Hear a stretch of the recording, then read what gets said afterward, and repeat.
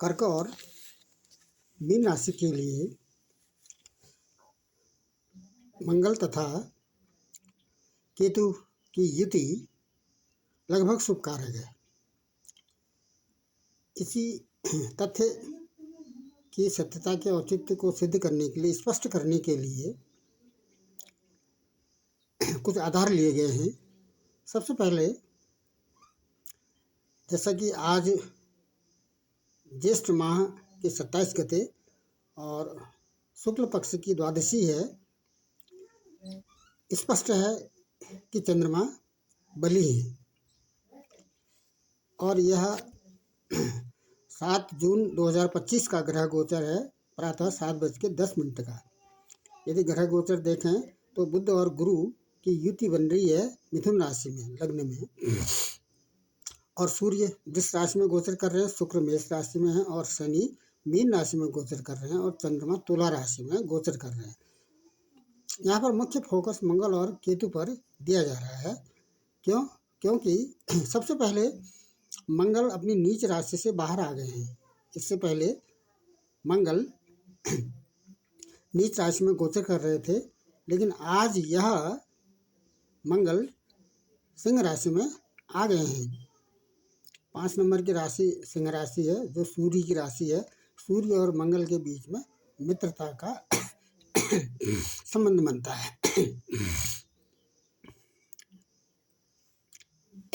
दूसरा, यदि हम इस ग्रह गोचर को, ये दो जन्म पत्रिकाएं हैं। एक, जैसा कि जन्म के समय पर चंद्रमा जिस राशि में गोचर कर रहे होते हैं, वही राशि उस जातक की जन्म की राशि कहलाती है। एक तो लग्न की राशि होती है, दूसरा चंद्रमा की गोचर की राशि। तो यहाँ पर चंद्रमा की गोचर की राशि लेकर इसको लग्न में स्थापित यदि हम कर देते हैं तो ये 2 जन्म पत्रिकाएं हैं, एक कर्क राशि की है और दूसरा मीन राशि की है। इस जन्म पत्रिका में जन्म के समय पर चंद्रमा कर्क राशि में गोचर कर रहे हैं और दूसरी जन्म पत्रिका में चंद्रमा जन्म के समय पर मीन राशि में गोचर कर रहे हैं। तो इस वर्तमान आज के ग्रह गोचर को यदि हम कर्क राशि में स्थापित करते हैं तो ये मंगल और केतु का अंगारक योग बनता है और इसको कुज योग भी कहते हैं। मंगल के कई नाम हैं, भौमपुत्र भी हैं, अंगारक भी हैं। तो ये मंगल अपने नीच राशि से बाहर आ गए हैं और सिंह राशि में गोचर कर रहे हैं। डिग्री के आधार पर मंगल मघा नक्षत्र में भी हैं। नक्षत्र का भी पहला चरण चल रहा है और राशि का भी पहला चरण चल रहा है। थोड़ा स्वास्थ्य में दिक्कत तो आएगी, लेकिन ये जो मंगल हैं यह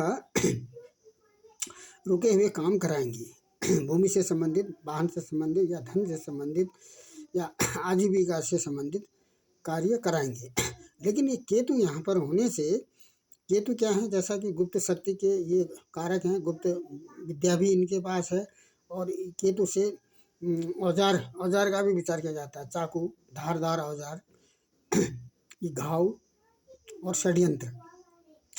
तो यहाँ पर केतु मंगल के साथ अंगारक योग बना रहे हैं। तो कर्क राशि के लिए 28 जुलाई तक का समय बहुत अच्छा है। रुके हुए काम बन जाएंगे, धन की प्राप्ति होगी, जीविका के साधन बन जाएंगे। इसी प्रकार से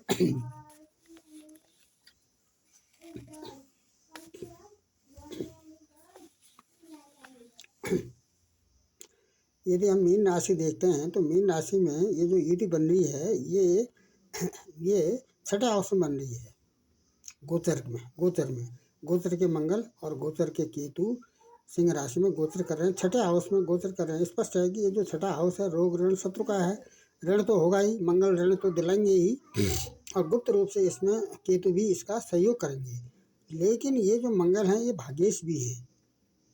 8 नंबर की जो राशि है वो 9th हाउस में है, ये भाग्य का हाउस है, ये भाग्य से बैठ के यहाँ बैठ गए हैं। और 1 2 3 4 ये अपने भाग्य हाउस को देख भी रहे हैं। गोचर के मंगल अपने हाउस को देख रहे हैं, तो भाग्य बनना निश्चित है।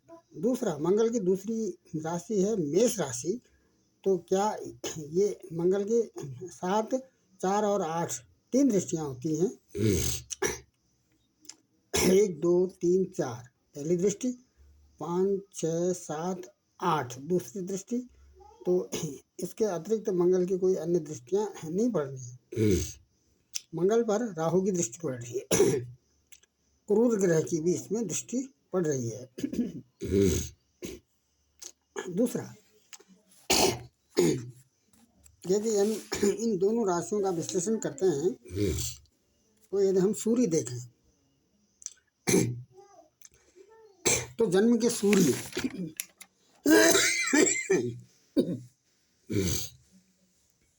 ये प्रश्न का जन्म पत्रिका है। जन्म के जो सूर्य हैं दूसरे हाउस में है, धन हाउस में है, और ये अपने मित्र की राशि में है। लेकिन यहाँ पर 3 ग्रहों की युति हो रही है। यहाँ पर इस समय केवल ये देखना है कि गोचर में कौन से ग्रह फलदायक हैं और कौन से ग्रह फलदायक नहीं हैं। अब ये जन्म के सूर्य तो दिलाएंगे सुगंधित द्रव्य के क्रय विक्रय से, ये जीविका दिलाएंगे। लेकिन गोचर के जो सूर्य हैं, गोचर के सूर्य कहाँ पर हैं? गोचर के जो सूर्य हैं वह बैठे हैं इस मीन राशि की जातक के में जो गोचर के सूर्य हैं वो बैठे हैं तीसरे हाउस में बैठे हैं और शुक्र की राशि में बैठे हैं। शुक्र और सूर्य में शत्रुता है। तो क्या होगा इससे? ये गोचर में भी ये अभिष्ट लाभ दिखाएंगे। ये पराक्रम का भाव है। और ये गोचर से, जब गोचर के शनि से, गोचर के चंद्रमा से, जन्म के चंद्र राशि से जब गोचर के सूर्य तीसरे हाउस पर होते हैं, तीसरे स्थान पर होते हैं, तो ऐसी स्थिति में ये अभिष्ट लाभ दिलाते हैं। दूसरा, चंद्रमा। जन्म के चंद्रमा कहाँ है? मीन राशि में है। ये जन्म के चंद्रमा मीन राशि में है। क्या कराएंगे? ये धलाकम कराएंगे और प्रसन्नचित्त मन बनाएंगे। और गोचर में चंद्रमा यदि हम देखें तो गोचर के चंद्रमा अष्टम स्थान पर है और शुक्र की राशि में है। तो क्या कराएंगे ये? ऐसी स्थिति में ये गोचर के चंद्रमा चिंता दिलाएंगे। अब सीधे मंगल पर आते हैं। मंगल, जन्म के मंगल स्वराशि के हैं और अपने मित्र के साथ हैं, और ये लग्न से दूसरे स्थान पर है। तो ये धन तो दिलाएंगे ही, और ये राज सेवा भी दिलाएंगे। राज की सेवा भी ये दिलाएंगे। और ये गोचर के जो मंगल हैं ये आनंदमय जीवन दिलाएंगे। और कुछ योग भी बन रहा है यहाँ पर। जैसा कि कुछ योग और अंगारक योग के बारे में जहाँ पर यदि हम बात करते हैं, तो मंगल अग्नि के कारक हैं, धैर्य दिलाते हैं, पराक्रम दिलाते हैं, साहस दिलाते हैं। भूमि से संबंधित कार्य में ये कारक माने जाते हैं। सेना या सेनापति, नेतृत्व के भी ये कारक हैं। और धातु विद्या में भी इनका मंगल का हस्तक्षेप है। लेकिन केतु क्या है? गुप्त शक्ति वाले हैं, गुप्त विद्या वाले हैं। अस्त्र, केतु का मतलब है धारदार औजार, शरीर में घाव, और षड्यंत्र भी ये के भी कारक हैं। लेकिन गोचर के केतु का जो प्रेडिक्शन है, वह जन्म के केतु जिस राशि में है उस राशि के स्वामी के गोचर से ही इनका गोचर दिखाया जाता है। क्या इसका मतलब है? ये तो जन्म के केतु हैं। इस प्रश्न का जन्म पत्रिका में जन्म के केतु मिथुन राशि में हैं। ये भाग्य से बन के बैठे हुए हैं। और 3 नंबर की राशि बुध की राशि है। और बुध का गोचर क्या है? तो जन्म की राशि से चौथे नंबर पर हैं बुध, अपनी स्वराशि के बैठे हैं। तो क्या कराएंगे ये बुध? गोचर के बुध क्या कराएंगे? ये धन की प्राप्ति कराएंगे।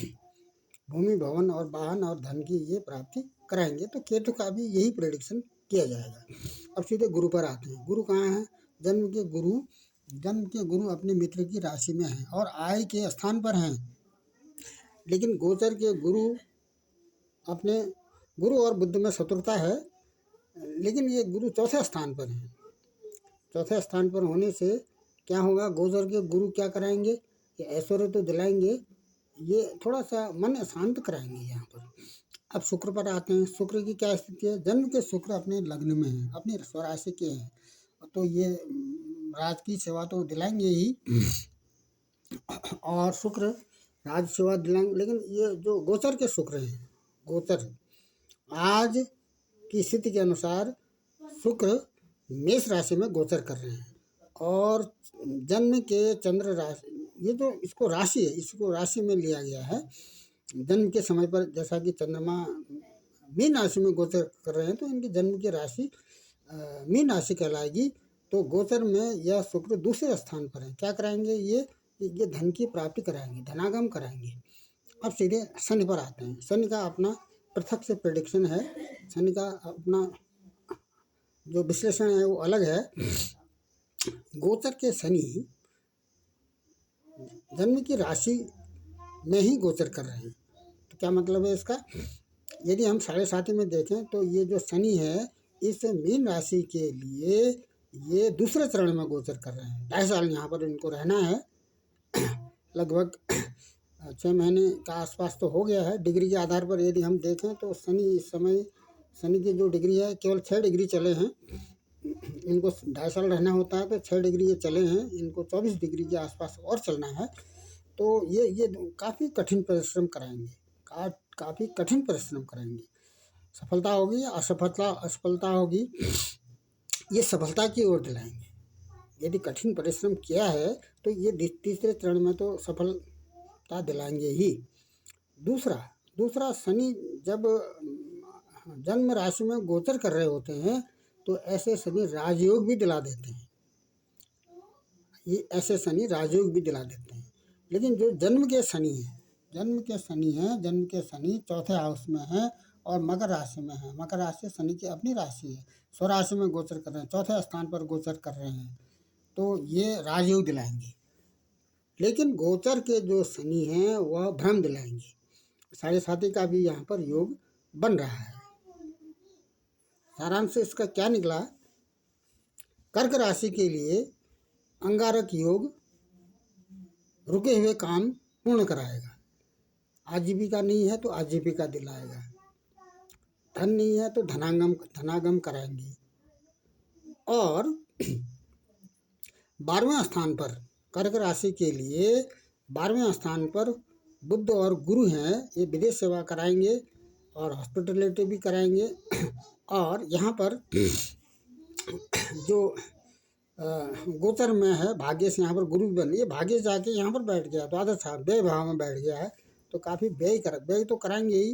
ये कर्क राशि का जो मंगल की संक्रांति है, मंगल की राशि बदल रही है, ये राशि भी बदल रही है, राशि की पहला चरण भी चल रहा है इसका, और इसमें नक्षत्र का भी इसमें